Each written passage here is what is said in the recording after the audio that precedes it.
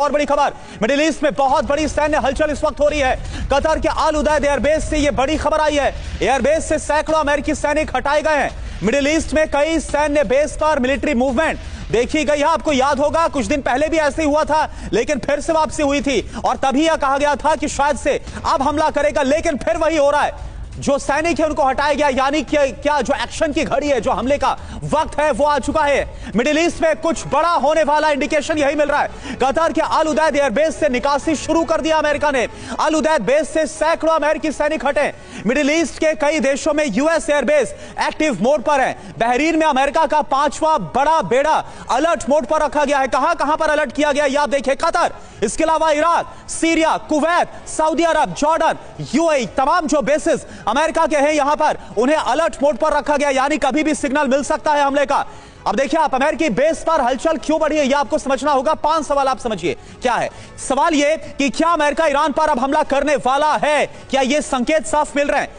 दूसरा सवाल क्या है, क्या अमेरिका को ईरानी पलटवार की आशंका है? इसके अलावा सवाल यह भी है कि क्या किसी ईरानी हमले की खुफिया जानकारी मिली है और इसके बाद सभी बेसिस को अलर्ट मोड पर रखा गया है? चौथा सवाल, निकासी अस्थायी है या फिर लंबे समय की रणनीति का हिस्सा है? और 5वां सवाल, पहले अमेरिका अपने सहयोगी देशों को क्या सुरक्षित कर रहा है और इसके बाद ही हमला करेगा? एक और बड़ी खबर आ रही है, अमेरिका ईरान तनाव से दुनिया भर में हाहाकार मचा हुआ है।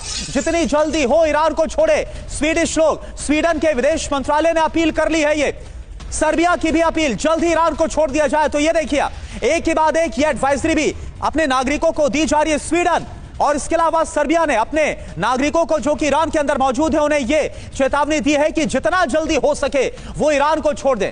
अब एक और बड़ी खबर, सुप्रीम कोर्ट से ट्रंप को झटके के बीच ये बड़ी खबर है, किसी भी वक्त ईरान पर बड़ा हमला हो सकता है। डोनाल्ड ट्रंप फेस सेविंग के तौर पर अब अटैक कर सकते हैं। ट्रंप के एडवाइजर का बहुत बड़ा बयान, किसी भी वक्त ईरान पर हमले का फैसला संभव है। ट्रंप ने सभी विकल्प खुले रखे हैं, अमेरिकी मीडिया की तरफ से यह दावा।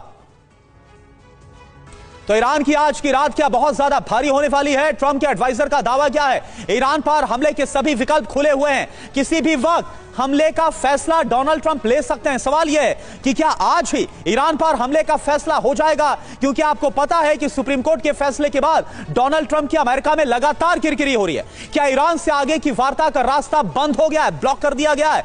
इसके अलावा क्या ट्रंप को आभास हो गया है कि ईरान शर्त नहीं मानने वाला? हमले के संकेत क्या मिल रहे हैं? कतर में अपने बेस खाली कर रहा है अमेरिका। ईरान से पलटवार की आशंका की वजह से यह जो बेस है वो खाली किया गया है।